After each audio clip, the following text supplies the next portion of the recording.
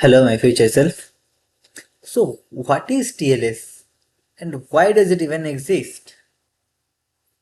The simple answer would be for security. Like, if one computer here, let's say the server and the client, they want to talk, they want to communicate over the network, there are chances that some interceptor here can steal these messages. Someone can see what the server is sending to the client. So in order to protect the data, we use TLS. But let's think ourselves. How can we actually, if a computer wants to talk to another computer, okay, like you want to talk to your friend and in between someone can intercept. Okay, there are chances that someone can intercept. How can you actually secure the data? The one way could be by encrypting. Encrypting means you say like if you want to send the letter A.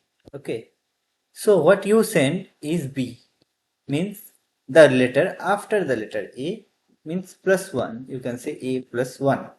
Like I'm just giving an example, A plus 1. So even if the interceptor see that here is it's written B, he will not get the actual data because it doesn't know that how you have encrypted the data. I have added plus 1 and only C knows that upon receiving B he needs to do minus 1 and find out A. So this is how you can you can secure the data. But again, think about it. How can you, the server and the client, decide upon this one? How will you decide that we will use this algorithm of encryption? The way you encrypt a data to another data, okay, is called algorithm. Okay, algorithm of encryption. Okay, there are various encryptions and this is too much mathematical, not much related with computer science. Okay, of course used in computer science.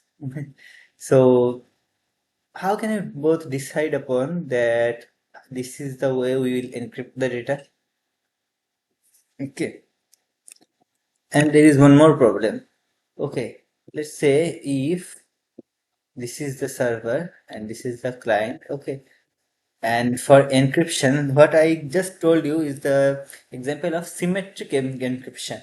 Means if one key is used, let's say the key is used for encryption.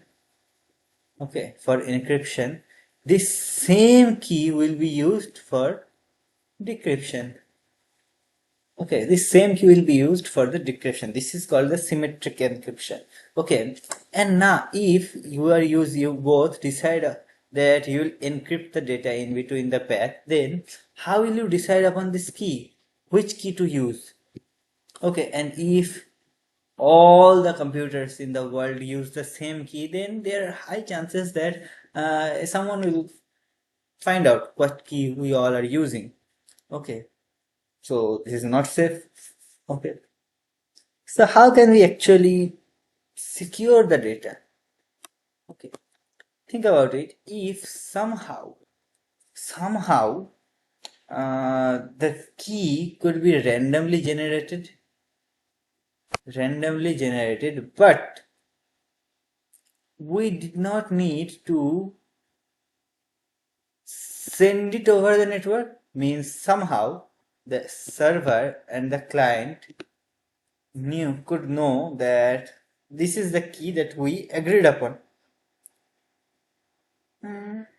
Possible. Okay, now let's get into the concept of asymmetrical encryption. In asymmetrical encryption, like in symmetric encryption, we have one single key. Okay, in asymmetric encryption, we have two keys, one private key and one public key. So how does this work? If in order to encrypt a piece of data, okay, if private key encrypts the data, okay, then it cannot decrypt the data. Private key cannot decrypt the private key can only encrypt the data, and public key can only decrypt the data, not encrypt the data. Means for simplicity, you can say private key can only lock and only public key can unlock. But private key cannot unlock and public key cannot lock. Okay. Or might be the vice versa. Okay. Means it's upon you that whether you want to use private key for decryption and public key for encryption, or public key for encryption or private key for decryption, but mostly you use private key for encryption and public key for decryption. Oh, so this is the concept of asymmetrical encryption. Okay, where two keys are used, private key and public key. So now let's get into the concept how how TLS certificates work. Okay, so think about it. If somehow our client could know that this server, okay, when speaking to this server, there are multiple attacks possible, like man in the middle, middleman, whatever it is, okay, and man in the middle, yes, right, okay, and ARP spoofing, like ARP table spoofing, when someone fakes the server that I am the server. There are multiple attacks possible, and from which HTTPS actually save us.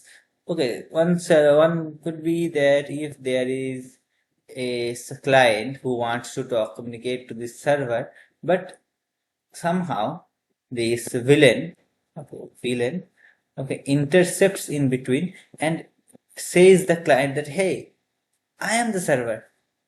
It's not the server, it's a fake server, okay, but it says that, hey, I'm the server. How would the client know that he is the server?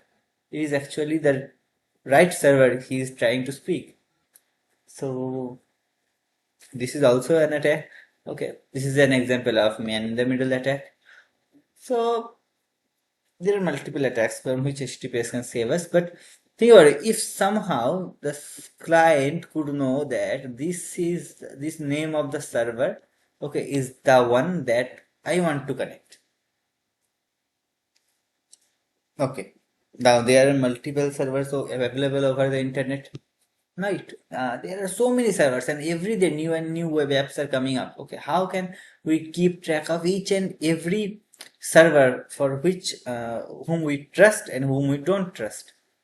Okay, so this problem someone faced, and they came up with a nice idea.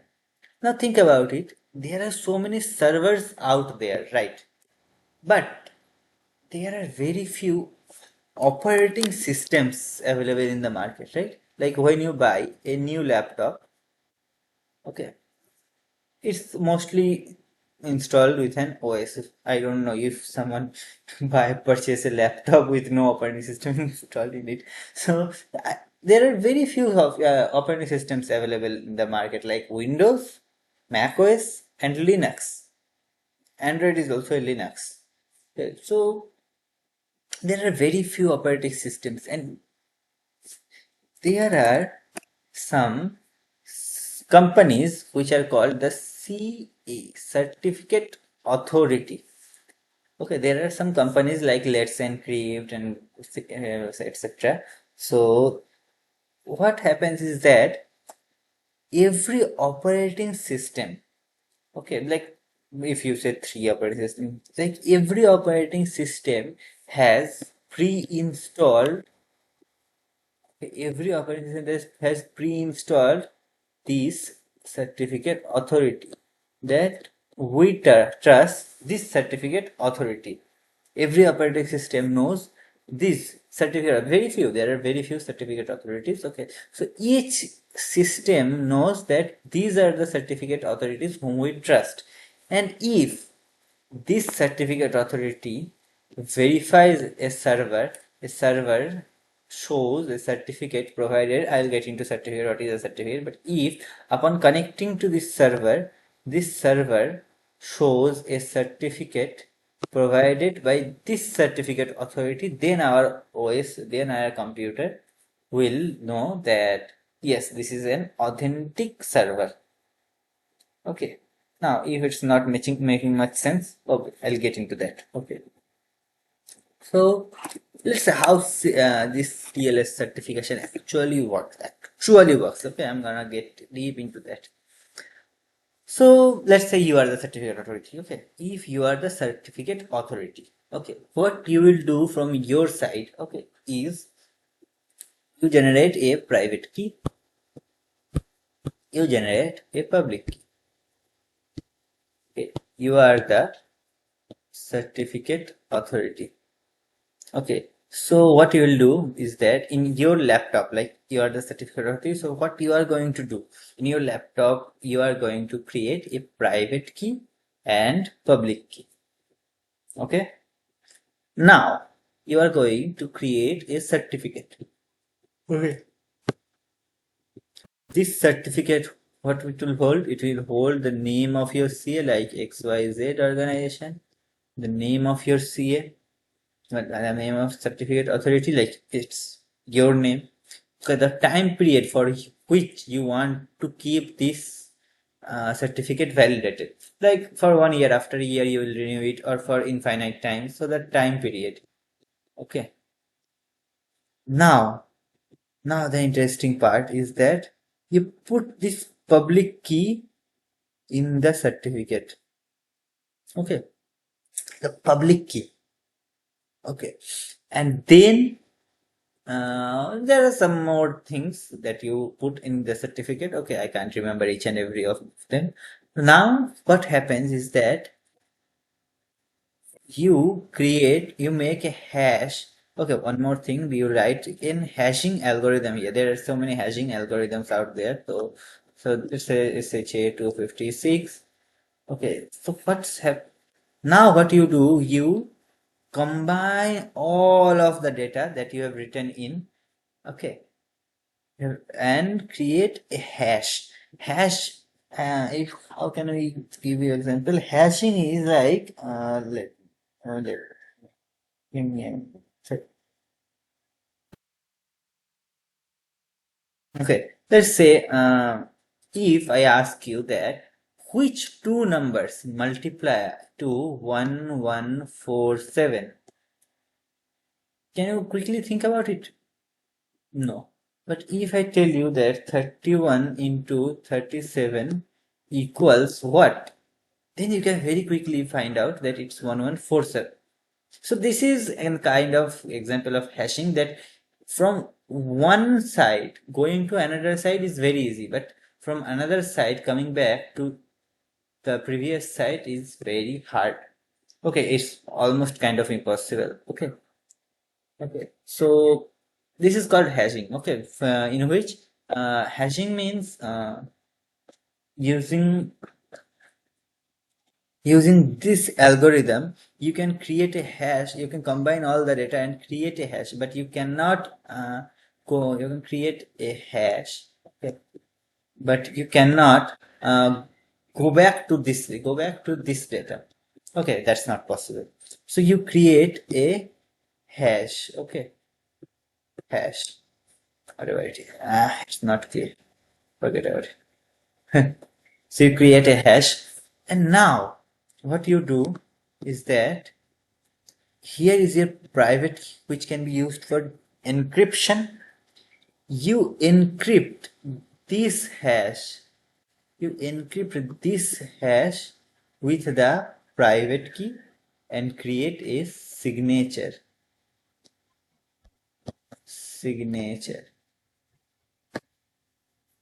Okay, I hope you understood that you encrypted this hash with the private key and created a signature, and put this signature just below the certificate. So this is the complete certificate, which contains this data, okay, and a signature at the end. This signature, how this signature is created? It's by creating the hash of all this data and then encrypting this data with this private key. Okay, now the certificate is ready.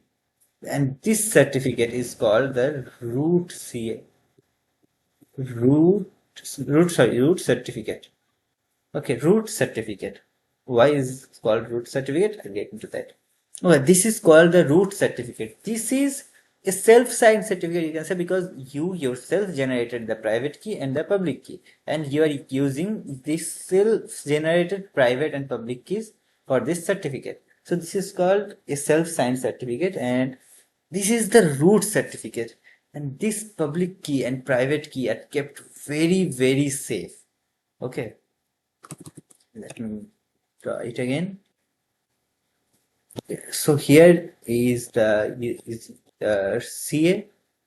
Okay, and it created a certificate which is called the root certificate. Root certificate.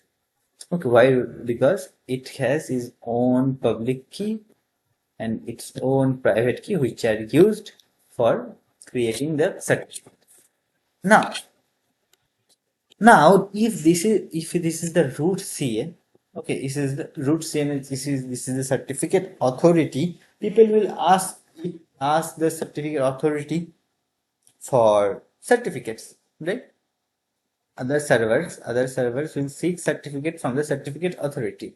So what happens from the server side? Okay, say,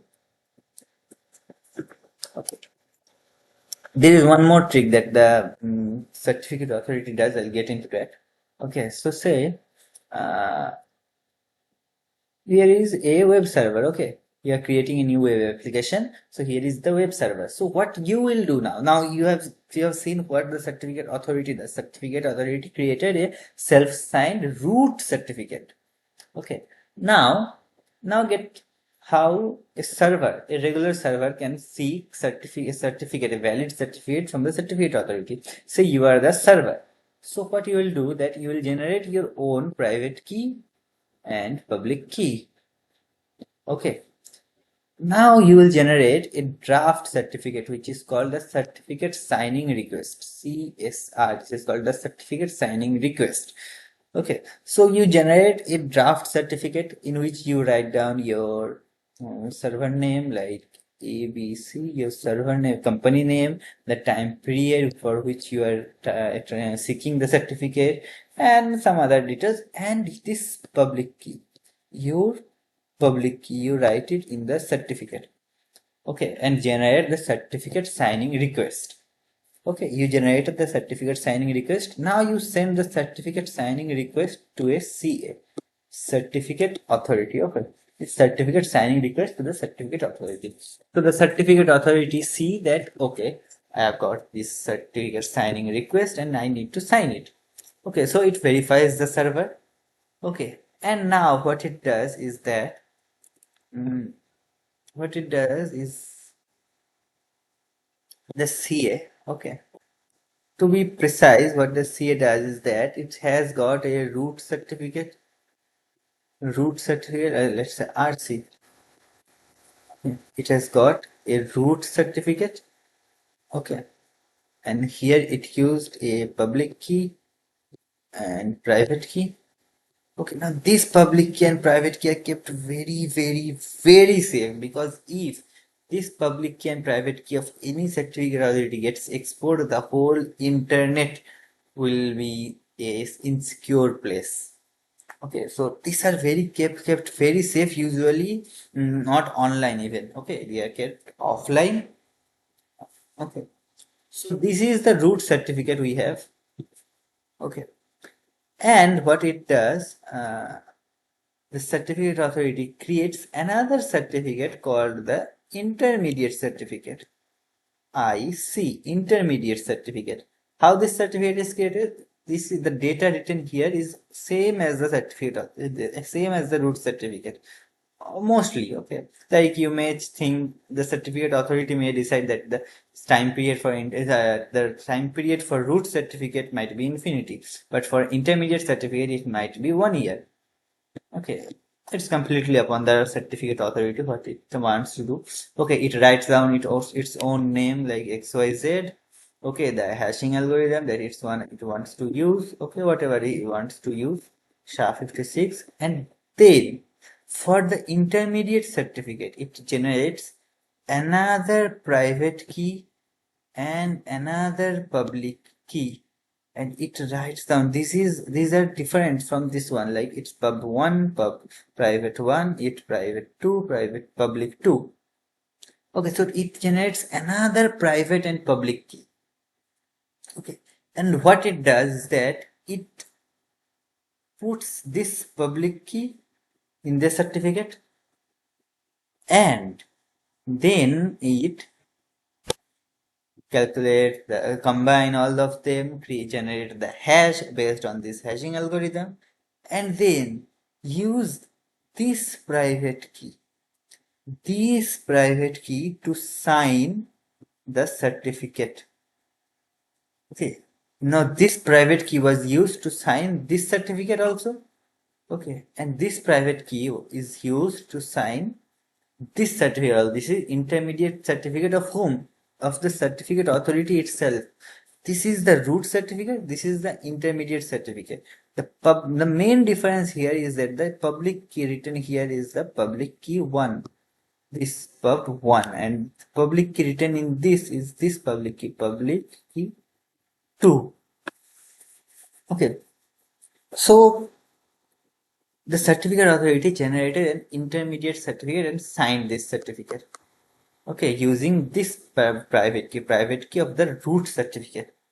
Okay, so now the certificate authority has two certificates, one root certificate and one intermediate certificate. The intermediate certificate, it's written the public key of the intermediate certificate.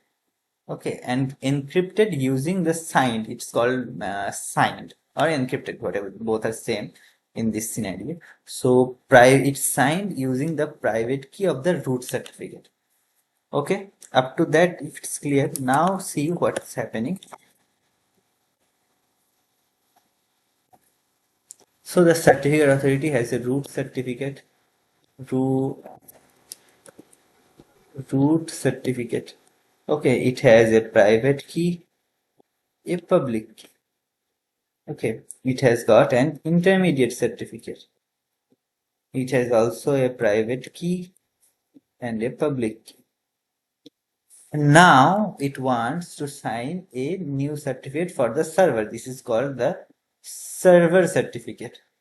The server certificate. Now, this belongs to the certificate authority, and this belongs to the actual server. Okay, so the certificate authority has got the private key of these two certificates. Okay, these two certificates, but it doesn't know the private key of this server, and it should not know the private key of the server. Okay, okay, the server has shared, you can say,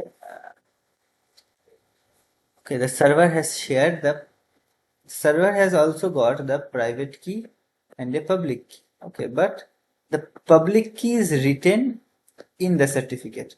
If you remember the certificate signing request that the server generated in generated use this public key in the certificate, in the draft certificate, you can say, think of it like the certificate signing, the draft certificate.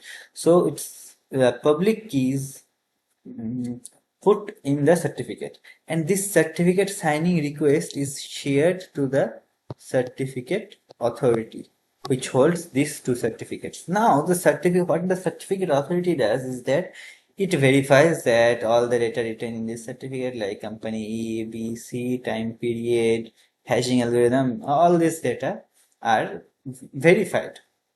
And then what it does is that it does the similar thing. It combines all the data, generate a hash, and then sign the hash using this private key of the intermediate certificate. It sign it using the private key of the intermediate certificate. Okay. If it's getting too much complex, that's how real life works. Okay, real life systems work. So it's not even that much simple, because even that much simple means I don't skip things in my videos. Okay. Like other videos I have seen that people say that there are little more thing, little more complexity, and you don't need to know that. But no, for me it's not. It's what actually work happens. Okay. But the thing is that there are multiple intermediate certificates in this chain. I'll get into that. I'll definitely get into that. Okay, so let's say this is the root certificate, this is the intermediate certificate that the certificate authority has got. And in order to generate this new certificate, okay, it verifies all the data, generates the hash, and sign it using the private key of the intermediate certificate. Okay, using the private key of the intermediate certificate, and then when giving back the certificate to the server, okay, when the certificate authority is giving back the certificate to the server, okay, it gives this certificate, the server certificate, plus the intermediate certificate that was used for generating the server certificate. Okay, this these are the things, these two things. Okay, now there might be more intermediate certificates. That's like one more intermediate certificate which use this private key, and it has got another private and public key.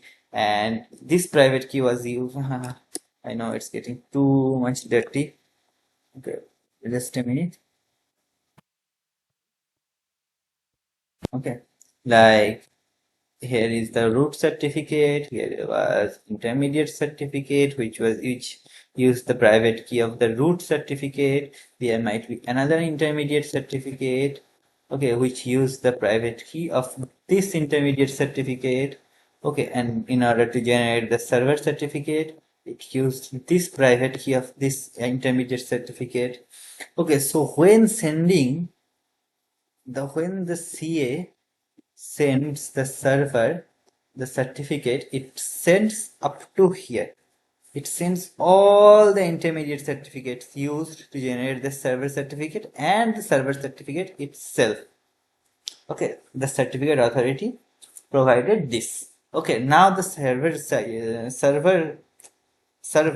has got this certificate, and all these things belongs to this server. Okay. Now let's see what happens here when now the server is verified. Okay, now the server is verified, and when this server is trying to talk to a client, when a client first connects to the server, this server provides all the certificates, chain of intermediate certificates that it had got. Okay, except the root one. And root one, the root certificate is the certificate that was pre-installed in this laptop. Okay, the root certificate of the CA are pre-installed in our operating systems. Okay, so our operating systems know that the root CA, the root certificate of the certificate authority, okay, from which the server should take a certificate, and if not, then it's not a verified server. So the root certificate the client knows. So now see what's happening. The server, upon connecting to the client, the server sent a chain of certificates. Okay, so now you think about it. Here is the server sent an intermediate certificate. I see. Okay, an intermediate certificate. Let's say this is the intermediate certificate. Okay, I'm talking about only one intermediate certificate. There can be multiple. Okay, so let's say there is the intermediate certificate. It has got a public key written. Okay, and a signature, and the server certificate. Server certificate. It has got another public key written and the server certificate. Okay, now cool down. What happens? The server, sorry, the client knows the root certificate, and knows the root certificate simply means that it has got the public key of the root certificate, not the private one. The public key of the root certificate, it's written in the certificate, right? that has got the public key of the root certificate. So upon receiving this certificate, what it first does is that it see that here I have got the server certificate. So here is the signature, right? Here is the signature. So if it was if you remember, it was encrypted using the private key of the intermediate certificate, right? Okay, but we don't have the private key of the intermediate certificate. Okay, but this signature is made with the private key of the intermediate certificate. Okay, and the public key for this certificate is written in this certificate itself. So what the client does is that it uses the public key to decrypt the hash. Sorry, decrypt the signature. It decrypts the signature. Okay. Now it has got the hash, you can say. It has got the hash. Hash of what? Hash of all the data written in this certificate. But it cannot get back all the data. Okay, so what it does is that it simply, here is the hashing algorithm also written, what it used. Okay, so it simply compiles all the data, generate a new hash. Okay, and it compares the, okay, if these two hash are same, then this certificate is verified. Okay, one more time if I say, here is the intermediate certificate which has a public key written, the server certificate which has another public key written, and the client has got the root certificate. Okay, where it is the public key of the root certificate written. So what the client does, it takes the public key. Okay, the public key can decrypt the signature of the server certificate. So it takes the public key which is written, public key, it decrypts the signature. Okay, decrypting the signature gives us the hash.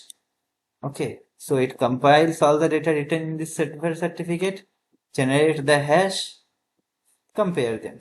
Okay, so if these two hash match, then the server certificate is verified. Okay, now the server certificate is verified, so let's keep it aside. Okay, now here is the root certificate. The server has got the root certificate, and and if you remember, okay, this intermediate certificate was signed using the private key of the root certificate, right? Of the root certificate, the intermediate certificate. Here is the, say, intermediate certificate and the root certificate. Okay, the root certificate belongs to the client. So the root certificate had got a private key and the public key. Okay, and intermediate certificate had also got a private key and public key, and this public key is written here. Okay, and there is the signature, and the signature was created using the private key of the root certificate.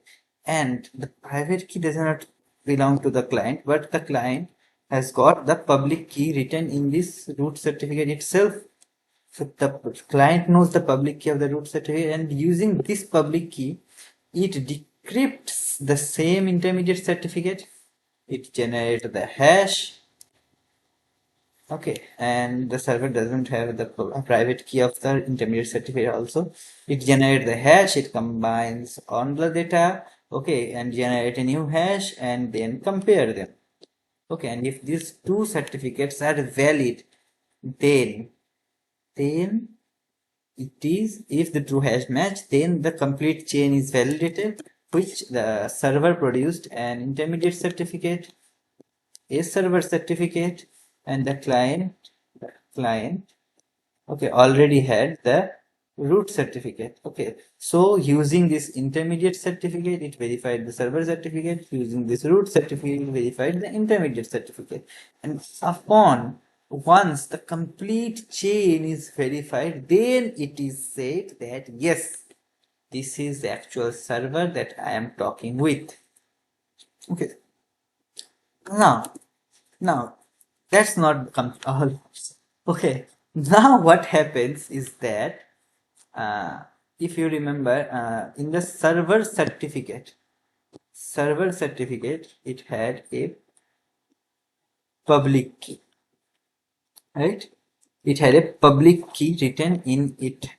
So what the client now does is that, okay, it has completed, it has verified that the server is the actual server I am talking about, with the server certificate and indemnity certificate. It has verified. Okay, now this public key was never used. The public key of the server certificate was never used in validating anything. So what happens, whatever communication it makes to the server. Here is the server. Let's see, here is the server, and this was the public key of the server. So what the client does, whenever the client, now it's verified that the server is verified. Now, whenever the client sends any piece of data to the server, it encrypts the data using the public key of the server. Public key of the server. It encrypts the data, and now this is the security, and even if someone intercepts the data in between, it will not be able to see that, because actually this is not what happens. The thing happens is that using the public key, it encrypts the data, and the encrypted data reach the server. The server has got the private key of the public key. It decrypts the data and get a piece of data, and now this data is belongs to the both the server and the client. This is the data that was used, that was shared between these two this client and the server, and this data from now on is used every time for encrypting each and every message. Okay, you encrypt the data using this you encrypt the data using this key, you encrypt, and this client decrypts the data using the same key, and vice versa. Okay, this comes into symmetric encryption. Okay, so that's all the how the TLS works. Okay, and if you think about it, how this actually secures the server and the client. Okay, you may think that the intruder, okay, like the villain, may ask the server for the certificate. Yes, absolutely. It may talk to the server just like a regular client, right? Just like a regular client too. Okay, and the server will give it the certificates, all the chain of certificate, intermediate certificate, server certificate. Okay, and the client, as the client is basically also a laptop, it will also have the root certificate, so it will verify that yes, this is the server I'm talking with.